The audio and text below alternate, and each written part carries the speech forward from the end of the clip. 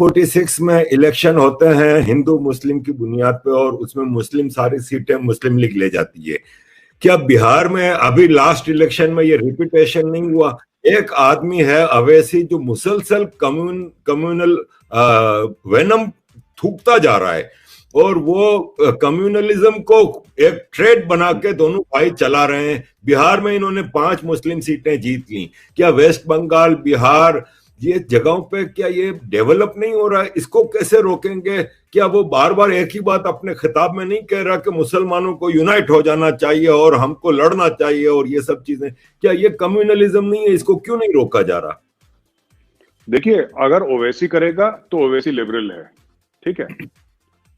अगर वही चीज कोई हिंदू करेगा तो वो कम्युनल बन जाता है। पहली चीज तो आप इंडिया का गेम समझ लीजिए, ठीक है साहब।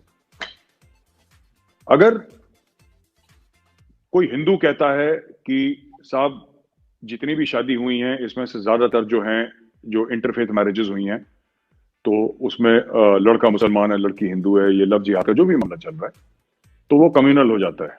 लेकिन अगर उल्टी बात हो जाती है इससे, अगर आप बरखिलाफ ले लें, जहां लड़का हिंदू है, लड़की मुसलमान है, फिर वो हिंदू कम्युनल हो जाता है। ये एक स्टैंडर्ड फीचर है। मैंने आपको क्या बोला ना, beat you with your own systems. आपको आप ही के सिस्टम से मारेंगे ये लोग कर रहे हैं। जहां तक ओवैसी की आपने बात करी, ओवैसी की पार्टी का नाम देख लीजिए ना। बीजेपी का नाम क्या है? बीजेपी को कम्युनल का, बीजेपी का नाम है भारतीय जनता पार्टी। वो हिंदू जनता पार्टी नहीं है, भारतीय जनता पार्टी है। इसका नाम है क्या, something Muttahid Muslimeen, something like that, right. इसकी AIMM जो भी है इसका नाम, पार्टी का नाम, ओवैसी की पार्टी का नाम। और उसके भाई, ये इसी का भाई ने तो बोला था कि 15 मिनट के लिए पुलिस हटा दो, फिर हम देखते हैं कि कौन। तो ये सब लोग कम्युनल हैं और ये वोट जीत रहे हैं। मैं आपको बताता हूं इसका फिर क्या होगा। ये इससे फसाद होगा, मैं आपको बता रहा हूं। ओवैसी यही चीज जो उसको बिहार में सक्सेस मिला, ओवैसी कहीं और करेगा। और ये जितनी भी लेडी जर्नलिस्ट हैं, कुछ मेल जर्नलिस्ट हैं, right, who right for various publications in India, है ना, ये विक्टिम कार्ड खेलने में साहब ये ऐसे हैं आरिफ साहब कि आप हैरान हो जाएंगे। ये आपको मारेंगे, आपकी गर्दन उतारेंगे, फिर ये बेचारे भी बनेंगे और लोग इनके साथ सिंपैथाइज भी करेंगे, इनको पैसे भी देंगे और उनको घर तक भी छोड़ने जाएंगे। इन्होंने एक ऐसा निजाम यहां पे इंडिया में बना रखा है कि खास तौर से 2-3 जर्नलिस्ट हैं ऐसे, जिसमें 2 लेडीज हैं और एक देयर इज वन मैन। अब आप चुटकी बताते, आप देखिए किस तरीके से विक्टिम, हाय हम विक्टिम हैं, वी आर विक्टिम्स, हमारे साथ बुरा हुआ है। और पार्टी में जब मिलते हैं तो आपस में एक दूसरे से ही बोलते हैं कि हमने हिंदुओं के ऊपर 800 साल राज करा। अगर हिंदुओं के ऊपर आपने 800 साल राज करा है, जो कि हम कह रहे हैं आपने करा, मना नहीं कर रहे, हम नहीं कह रहे कि आपने नहीं करा, आपने करा है। अगर आपने हिंदुओं के ऊपर 800 साल राज करा है तो कुछ साल हिंदू भी कर लें, तो फिर आपको क्यों बुरा लगता है?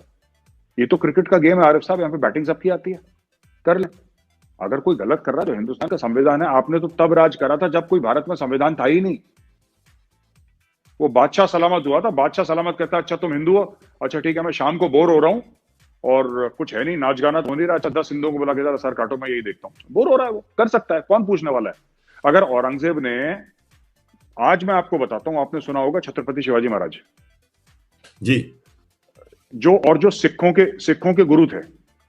कितने गुरु हैं जिनके सर कलम करे गए, जिनको इतना टॉर्चर करा गया, बॉइलिंग ऑयल में, बॉइलिंग पानी में डाला गया। मतलब मैं आपको बयान नहीं कर सकता कि क्या नहीं करा। इन लोगों ने क्यों जन्म लिया, छत्रपति शिवाजी ने क्यों जन्म लिया, सिख गुरुओं ने क्यों जन्म लिया? क्योंकि हिंदुओं को इतना ज्यादा टॉर्चर कर लिया कि किसी ना किसी को तलवार उठानी पड़ती।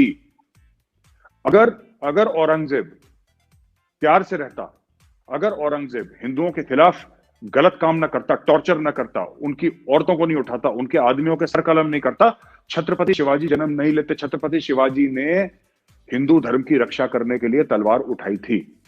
और छत्रपति शिवाजी ने मैं आपको आरिफ साहब, मैं आपको बता रहा हूं, कभी एक किसी को नहीं बोला होगा, किसी गैर हिंदू को, कि तुम हिंदू बन जाओ। अगर कोई बोला है तो मुझे बताएं, तो मैं माफी मांगने को आप ही शो में आके दोबारा माफी मांगूंगा कि उन्होंने बोला है। ये होती है ट्रू सेक्युलरिज्म। आपने मजबूर करा, आपने छत्रपति शिवाजी को मजबूर करा कि आप हथियार उठाओ, आपने मजबूर कर दिया उस शख्स को। वो ये सब जो लड़ाइयां हुई है ना, ये सिख गुरु थे, आपने मजबूर करा है। गुरु गोविंद सिंह जी को मजबूर करा आपने। ये खालसा पंथ जो बना, जो सिख अभी जो पगड़ी बांधते हैं और कड़ा, ये सब, ये क्यों सिखों ने क्यों जन्म लिया? जो खालसा पंथ है, खालसा पंथ ने क्यों जन्म लिया? खालसा पंथ ने जन्म लिया, एक बहुत अच्छी किताब है, आपके जितने भी व्यूअर्स हैं आरिफ साहब, मैं उनसे रिक्वेस्ट करूंगा, एक किताब है, एक इट्स एक्चुअली फारसी में पोएम है, उसका इंग्लिश में ट्रांसलेशन है, it is called Zafarnama. Zafarnama है और उसका इंग्लिश में भी ट्रांसलेशन है। ओरिजिनल किताब, ओरिजिनल जो थी ये गुरु गोविंद सिंह जी महाराज ने लिखी थी।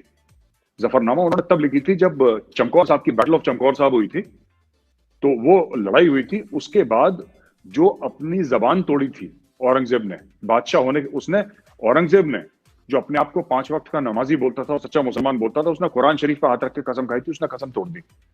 तो कसम तोड़ने के बाद यहां से उसको एक चिट्ठी मिली, और चिट्ठी किन्होंने लिखी? चिट्ठी लिखी गुरु गोविंद सिंह जी महाराज ने।